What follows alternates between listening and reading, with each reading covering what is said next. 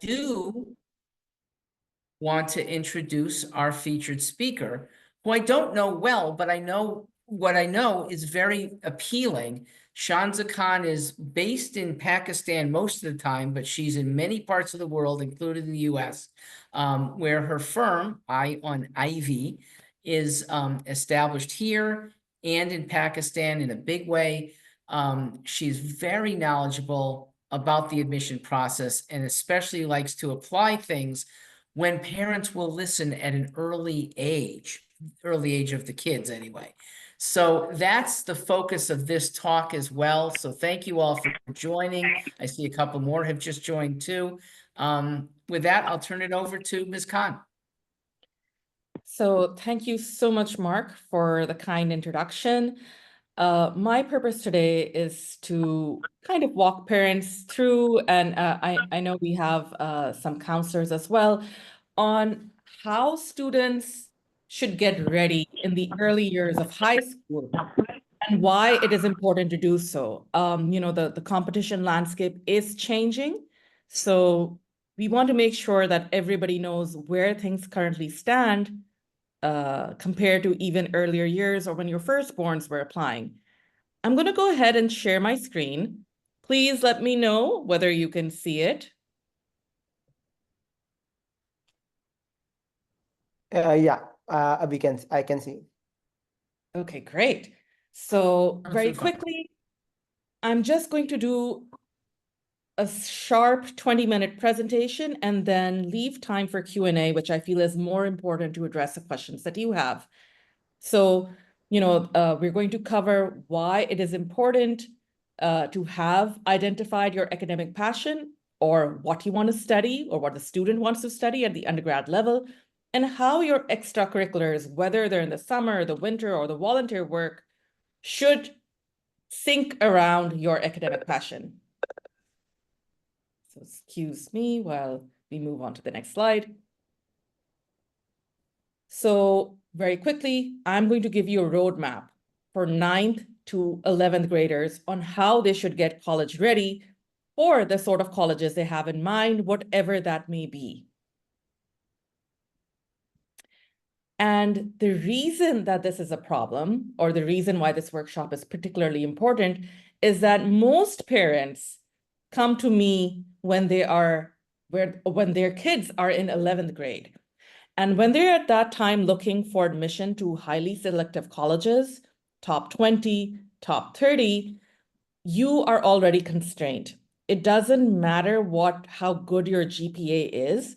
If your extracurricular profile is not in sync, it's going to be difficult to get into these top colleges. One reason for this happens to be COVID. And because COVID listed in many schools going SAT optional, though that trend we see is now beginning to revert. So for instance, Georgetown is back to mandating SAT, MIT is back to mandating SAT, UT Austin is back to mandating SAT.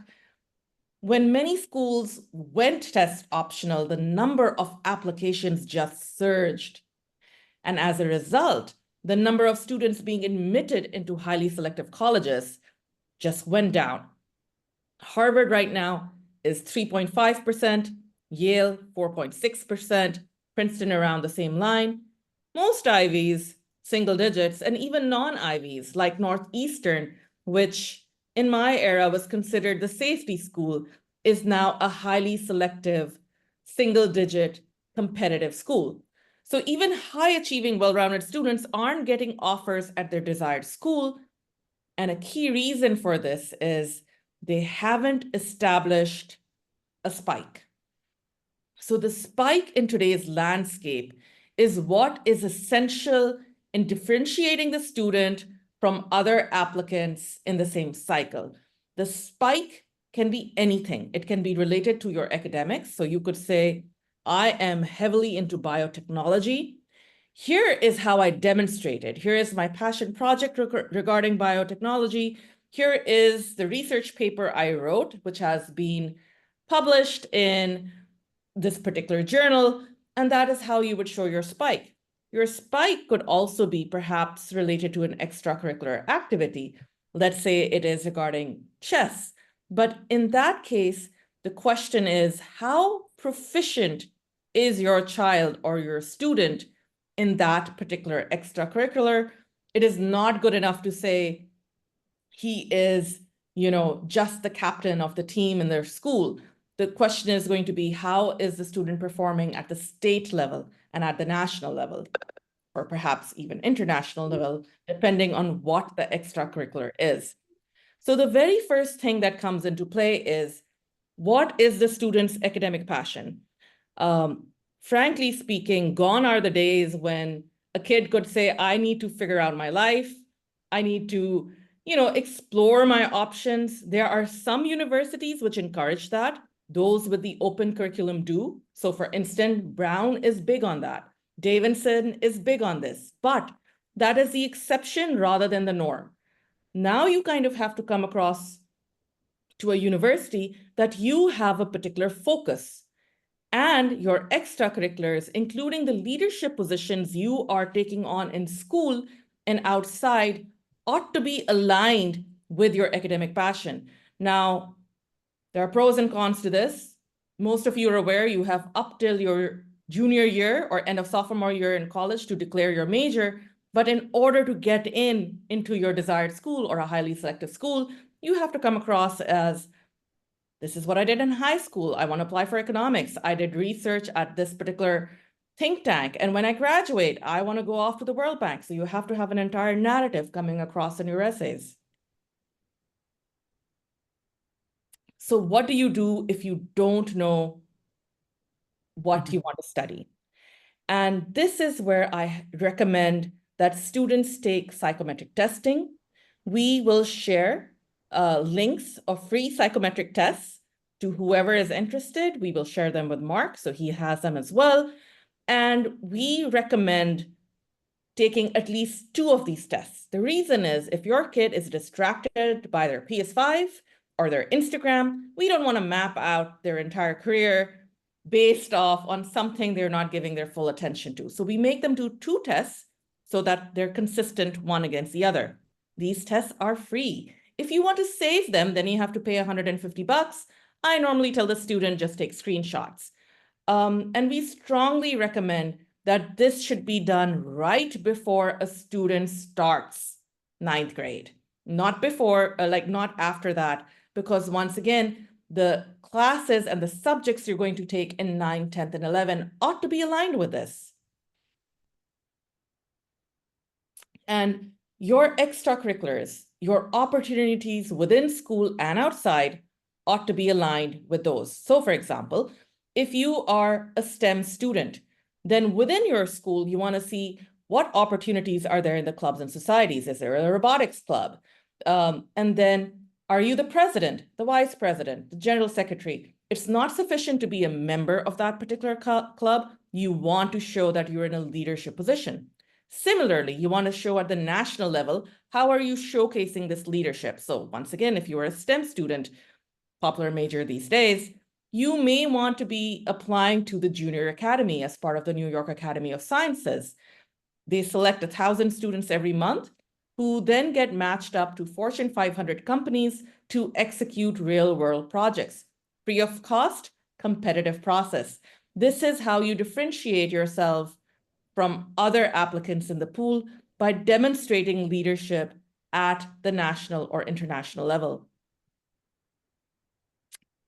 So summer and winters are extremely important.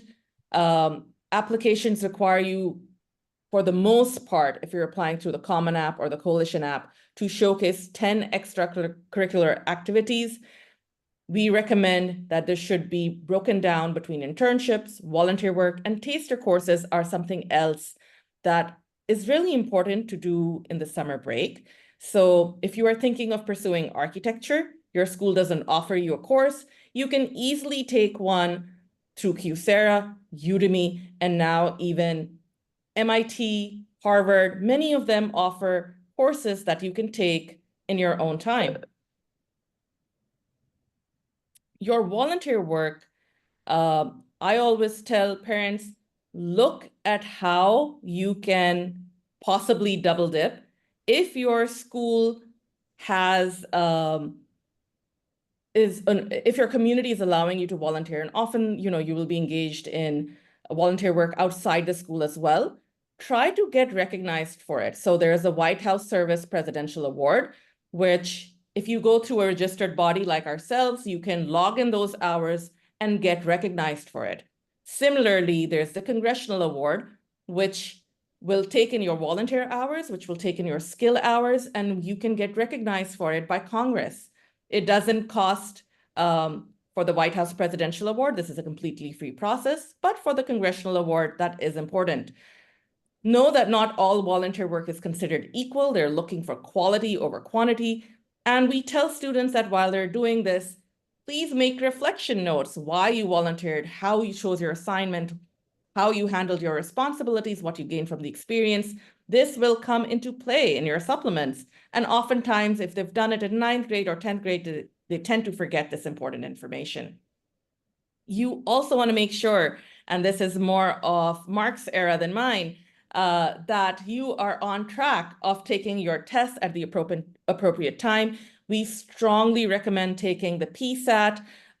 You can only take it once. And if you are at getting marks above a certain level, it already puts you in the radar for national scholarships. Our strong recommendation is that the SAT should be done and dusted before you even begin senior year, and you should have your final score ready. We strongly recommend that parents and students take a best fit college approach. Over here, I've given a snapshot of global universities. What are the best universities in the world for engineering and technology? And if you look at the top 10, MIT, Stanford, I expect to see that. But hey, you know what? There is Cambridge there as well. There's Oxford there as well. There's Imperial in the UK. I'm not emphasizing those as much as the ones in Singapore. The reason is the ones in Singapore are also completely in English, and the cost is 1/5 of an education in the United States, and you have 100% merit scholarships available. So you can walk away paying zero. So if you are looking at options outside of the United States, you may want to take a global approach.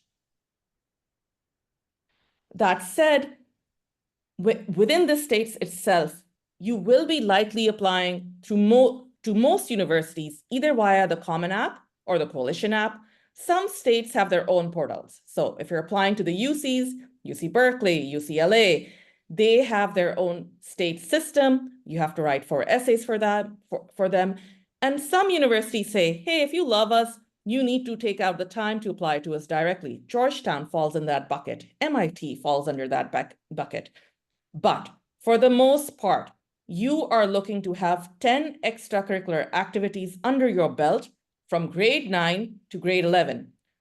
I'm not counting in grade 12. That is because our strong recommendation is you apply in the early cycle.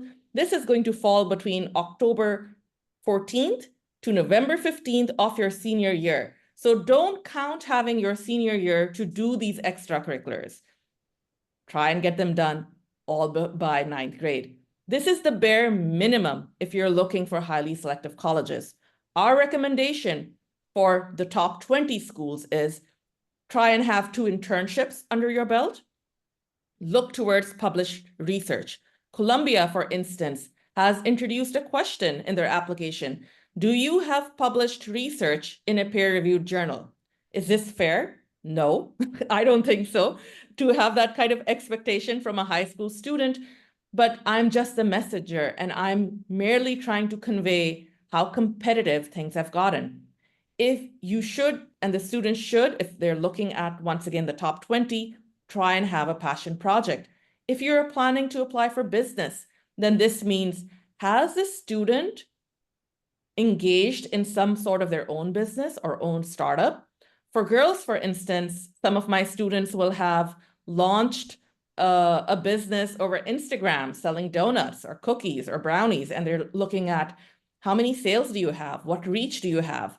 I have students who have launched a bike restoration project. So those are things which fall under passion project.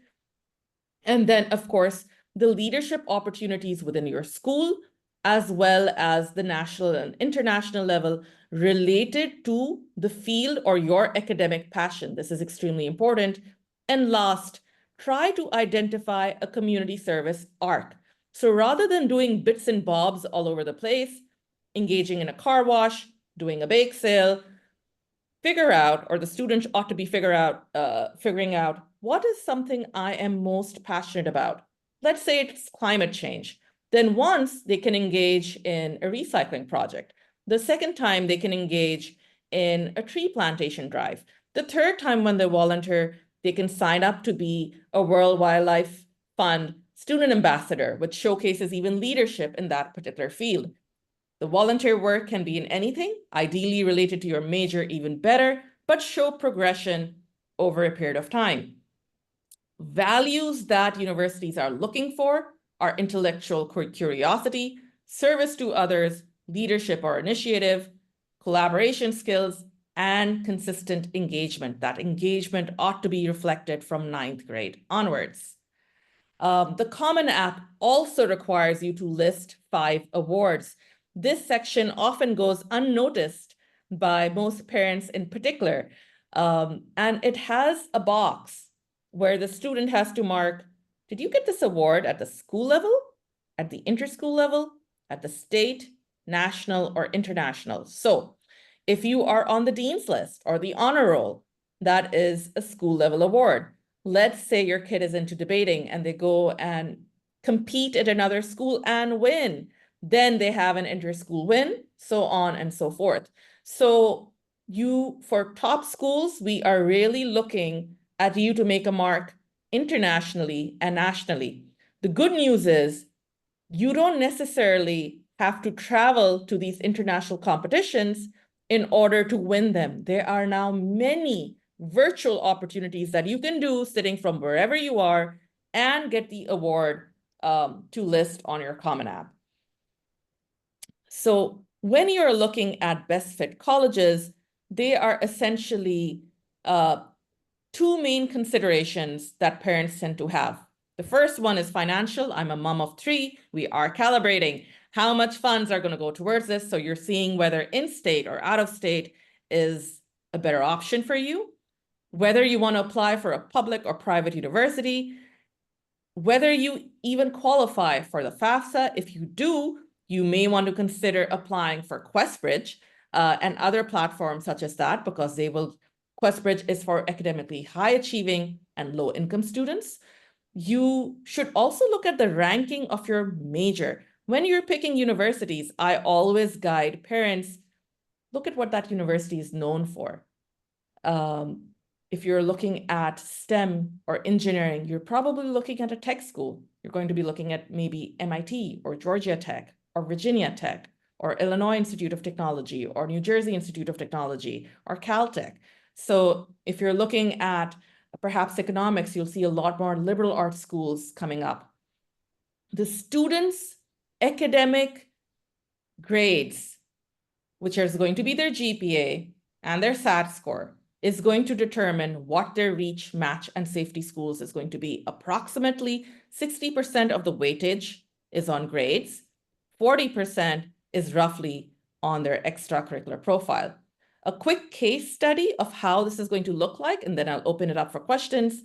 Let's assume that the student's GPA is 3.6. They plan to apply for economics. That was my major. And their SAT score is 1480. If I look at the ranking of universities, and in the US, I would look at US News primarily. I would see that Harvard is tied with MIT and Stanford. And the average GPA, average SAT score right now for Harvard is 1550. The average GPA for Harvard is 4.2, and the acceptance rate is 3.5%. A great website where you can get all this data is prepscholar.com. You can put in the name of any university in there, and you will get the data points that I have put in front. So I strongly recommend that you make a spreadsheet or an Excel sheet of, okay, these are the universities I'm thinking about. what are their average SAT scores. Ideally, you want to be around the 75th percentile, but at the minimum average. If it's below average, I would encourage you to go SAT optional if you didn't make it for that particular school. And you can decide where you want to release your scores and where you don't want to release your scores. So you be strategic about that. You want to see, so in this particular case, with a GPA of 3.6, Harvard, MIT, and Stanford are clearly reach schools for this student. However, if I go further down this list, I see at number 50, randomly just stopping there, University of Colorado Boulder has an average SAT of 1253, a GPA of 3.7, and acceptance rate of 81%. Now, just because a university has a high acceptance rate doesn't make it necessarily a bad university in the eyes of parents. It shouldn't. Sometimes, and many times, acceptance rates are also entwined with the location of a university. There are certain geographical areas which have higher acceptance rates because some students don't necessarily want to go there because of the weather or maybe a rural location. And then stopping at number 100, and by the way, just for perspective, there are over 3,000 universities in the US. So when you're looking at the top 100, you are really looking at, Cut out. Oh, sorry, Mark, can you hear me? Shanza, we're not hearing you right now. We lost you. You lost me. No, we can hear her. I can hear you. Okay, that's great. Can everybody else hear me? Yeah, we can hear you. Okay, You awesome. blipped out for about 30 seconds. Okie dokie. Well, in sum, I just want to highlight that there are many universities in the United States, over 3,000. And so when you're looking at the top 100, you are still looking at really less than the top 1% of universities in the country.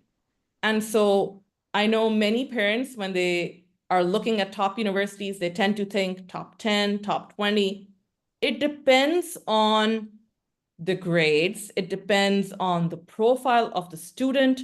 And I highly encourage parents to figure out the best fit for their child for many reasons. If you have the bandwidth, and I always say, apply to at least 15 to 18 universities, that will allow you to see and get several offers under your belt where you can then compare what are the financial ramifications. And there are a lot of scholarships that one can now apply and be eligible for. So where are you getting the best financial deal, and how well ranked is that university for that particular program? The reason I tend to emphasize rankings is that they capture two important elements. One is how innovative is the faculty in that department for that university? What is the caliber of research being produced?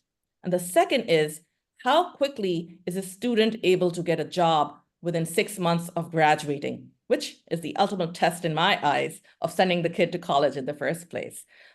With that, I'll open it up to questions, and I'm happy to answer any query that you may have. There were a couple that came to me, so let me start with what I see. Let me make sure people realize you can all chat. That's to all of us, or if you want to be anonymous, you could just chat to the Mark Ivy Bound, and I'll read it off without mentioning your name. So here's two things that came. One of them is my own. How do kids apply to that New York summer program that you were touting?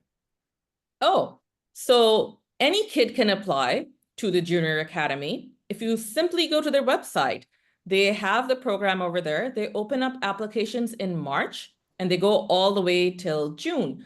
The Junior Academy, so Einstein was a member of the New York Academy of Sciences. This is how prestigious it is. And it's a competitive process. So you will have to write several essays in order to make it through the cut. You also have to submit your grades and a letter of recommendation. So it's a free program, but many parents are unaware about it. Similarly, so that is what I would say is a competitive national leadership program to showcase to top schools. I can give a lot of other examples in any field. Another one, this is mine. How or who can help a student find those journals for getting published? I'm 60 years old and I don't know where to publish something. Do you help? If not you and your firm, maybe you could tell us who to turn to. So of course, there are now several organizations out there which first help a student conduct the research under the guidance of faculty members. And then it is up to you. You can take it towards publication yourself, or you can use that firm. So for example, if you are into the social sciences, if you want to do something related to history or economics, then I would recommend an organization called Lumiere. If you are into medicine or engineering, then Duke has a phenomenal program called the International Research Institute of North Carolina, where once again, under the mentorship of faculty, the student executes the entire project. And both of these places will give you the option. You will have to pay extra if you want their help to take you towards publication, or our firm can do that for you for free as well. We don't provide you the faculty mentored research because that is something that you really need a niche for. And there are tons and tons of majors. So we don't have that in-house capacity, but we can tell you who are the experts in any particular field. So for example, if you're looking at computer sciences, which is also very popular these days, we would suggest Veritas AI. In terms of where are these journals, we've compiled an entire list of journals for high school students based both by subject and based both by what is their acceptance rate. The lower the acceptance rate, the more prestigious that journal tends to be. And so keep in mind that this entire process takes a good 9 months to 1 year. So it should be started by the end of your sophomore year, no later than that. I have two other questions, but let me really prod those who are not me. And let me start with anyone who is a parent of a 7th or 8th grader. You are in that charmed position that you've got lots to absorb. Did you have any questions, 7th or 8th grader parents? All right, well, others are cogitating. 9th and 10th, you'll be next. All right, so I am very curious about these Singapore universities. I'm mildly adventurous. If I could do it all over again, I might actually have put myself there. How do they afford this low price and this incredible merit-based, you could pay almost nothing to go? I presume they don't have endowments like Harvard that's been around for 400 years. How can they do this? It is funded primarily, these universities are funded by the government as well. And they want to get the best of the best students. So they are not differentiating with whether it's a local student or an international student. If the international student has the merit and the merit is really high, Asians pay a lot more emphasis on the grades rather than the extracurriculars. And so if you look at the average SAT requirements for National University of Singapore, they're higher than Harvard. And they require the SAT for Singapore universities? Yeah, they do. I did not realize that. Wow. So, All right, so I suspect that those two universities have a lot of Chinese in their student body. Am I right? I don't know the population within these universities. I do know that they get a lot of international students because the medium of instruction is English, and they're attracting the best of the best by having these generous merit-based scholarships. Whereas Mostly in the States for internationals, they're need-based and they're only 80 or so, which meet demonstrated need. So, if internationals want to come, they primarily have to pay. But other parts of the world, it's the policies differ from university to university. If you take Europe, for example, UK is an expensive proposition for international students. On the other hand, an education in a highly ranked university in Netherlands is going to cost you approximately less than 15,000 euros. Right now, a private university in the States costs you all in 80 to 100K per year. If you're looking at NYU, for example, if you're looking at Boston University, for example, 80 to 100K is what you're looking at.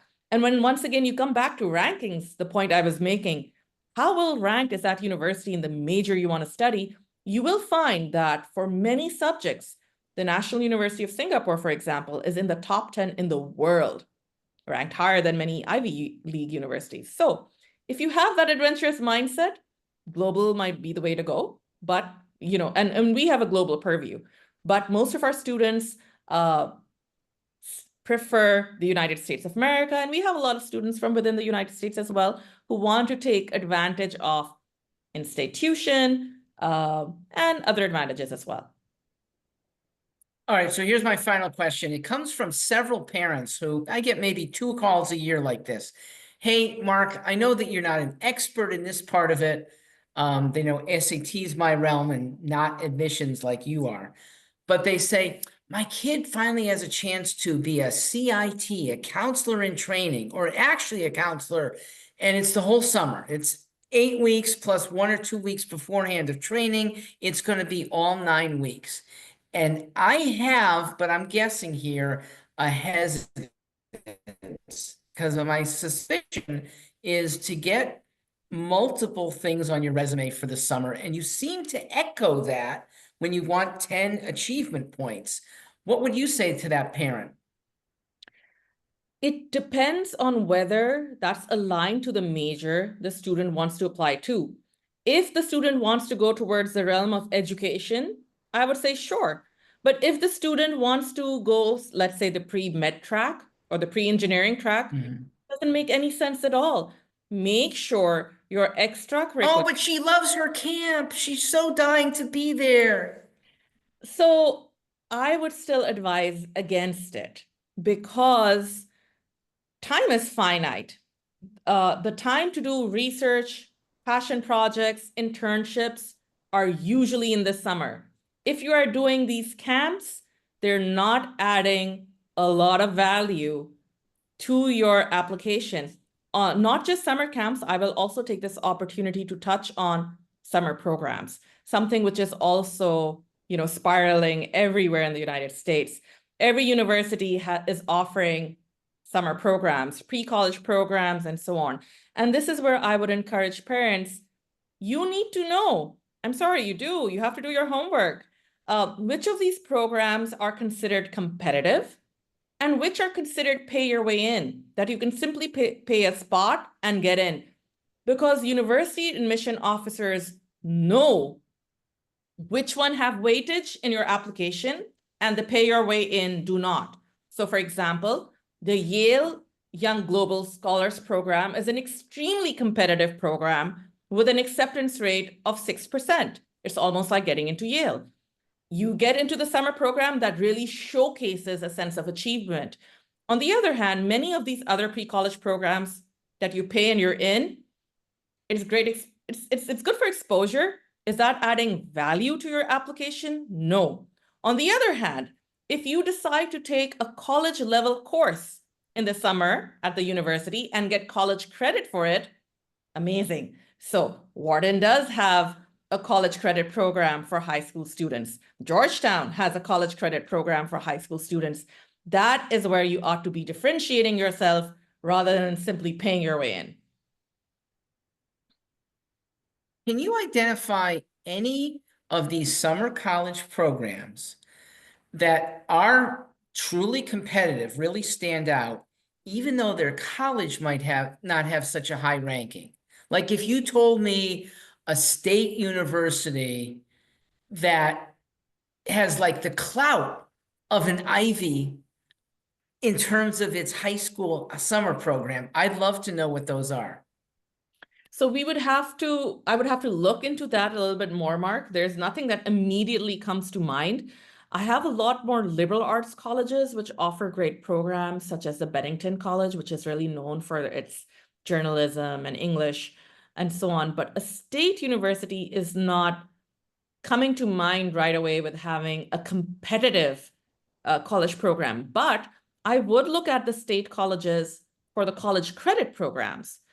Anytime you take a college credit course, there is a section in the Common App that in fact asks you, have you taken college credit courses, list them, and it demonstrates to the admission officer that you went above and beyond your school curriculum to challenge yourself with taking a college level course. And hey, this is the grade you got in it. You know, icing on the cake, make friends with the faculty member who's teaching you and get a letter of recommendation from him to boot. So, you know, use that experience in many ways. In terms of recommendations, I think most parents don't realize this can be used in such powerful ways. Increasingly, the soft elements of the application are holding greater importance. So your LORs, there's one mandated from the counselor, the school counselor. There are two mandated from academic teachers. That's the minimum. That's what you need. And then many schools give you the option to put in additional recommendations for academia, but other optional recommendations. So if you're an athlete, clearly your coach ought to be writing you an LOR. Wherever you interned or did research or went to summer school and took a college level course, that person can be writing you a letter of recommendation. Other things that are changing in the landscape are video essays, as well as the option to record, glimpse videos of yourself, or even recording interviews of yourself through a platform like Initial View and sending it out to universities. Those are now things which make a difference on the margin. Are interviews by any colleges now? I know they're informational interviews where the college is mostly trying to sell itself. How many colleges are still doing evaluative interviews where they're really scrutinizing the kid and giving pluses or minuses based on the kid's performance? So most of these highly selective colleges are now doing evaluative interviews. The evaluative interviews is nothing to freak out about, I tell the student and the parents, because it's only for the most part, they serve the purpose of reinforcing what is called the standard positive. The alumni or the admission officer is reaffirming what's already in the application. Only two things can happen or differentiate you. Either you hit the ball out of the park, so you really impress the alumni or the admission officer by your knowledge, by your passion, and he's like, oh, this is phenomenal, so that makes you stand out.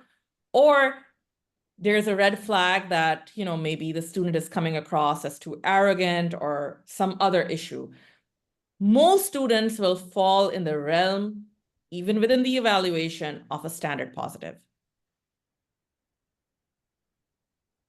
But what do you say to the parent who knows that the parent has a shy kid or a very nerdy kid or a quirky kid, and yet they're being asked to do an interview? Can you say, no, I don't want to do the interview and still have the same standing? I would not recommend that, Mark. It's, as I mentioned, highly selective universities will give you the option to do an interview. If you say no, it does send a signal that you're perhaps either not that interested in the university, and yield rates matter to university. So that signal is important.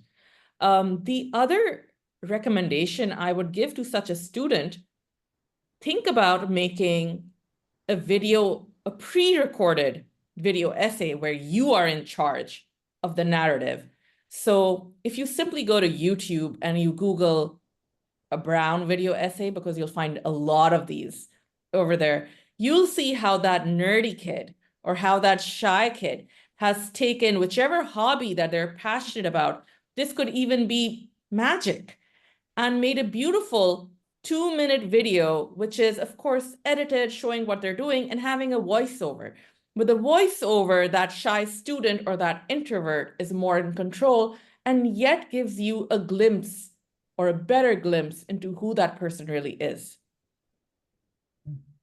We have up to 5 more minutes. We're almost 10 o'clock. If others want to chime in, I don't want to monopolize. I think this has been very productive, even if we stop here, but anyone want to fire away either orally or in a chat, this is the time to do it.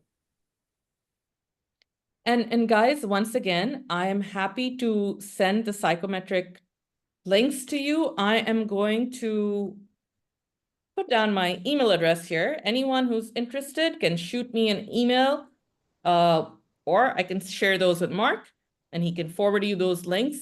Many students are still finding themselves, which is perfectly fine. And so the psychometric testing, in my view, gives you that first theoretical discussion to place the child, and then through on-ground opportunities, you validate it. So do an internship in that particular field, do a shadowship. That will give them a good idea. Do I want to go down that path, or do I want to pivot? Thank you so much. I'm glad you found it informative. There is another website where, if you hang on, I can share a list of all international competitions in any area of interest. And so, for the competitions, I think parents tend to struggle with that a lot. And that's often a resource that I find people appreciate. So hang on just a sec, and I will put that in the chat box as well.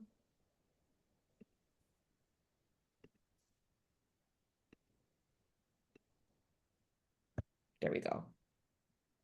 Nice. So if you go to And you might have academic, seen another question pop up. No, I did. I'll convey it.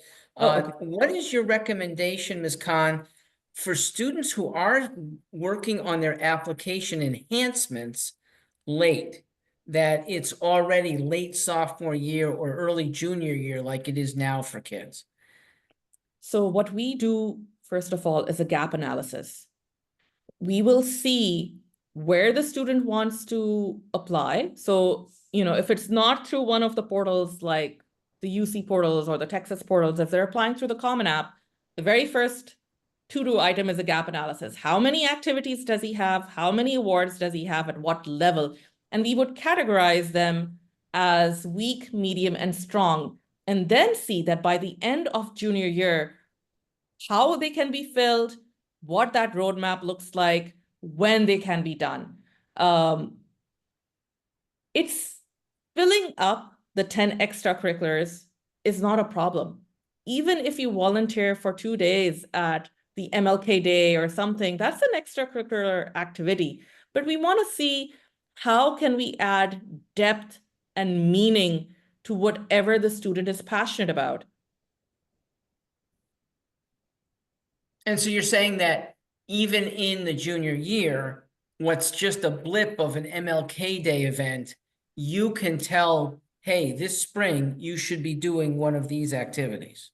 Absolutely. And the other thing that, as I mentioned, is many students are engaged in something or the other. I'm a big believer of double dipping. Time is finite. So if I'm going to volunteer, I'm going to make sure I'm logging in my hours so I get the White House Service Award with it. If I'm learning a new skill, I am going to make sure that I'm registered for the Congressional Award. So I'm picking up another thing while I'm doing something else. Like this question, how important is it for the biggest volunteering piece or the impact project to be related to the major of your choice? It is extra brownie points in the application. Even if it's not related, that's okay. That's perfectly fine. I do suggest consistency and progression across the years, but if it's not related, that is perfectly okay. So if the student is passionate about social justice and is demonstrating that's a great skill to show, that's a great value to show to admission officers. If you entwine it with the subject you're interested in, that's even more phenomenal. But if that's not possible, that's okay. I will mention that this is the day of social media.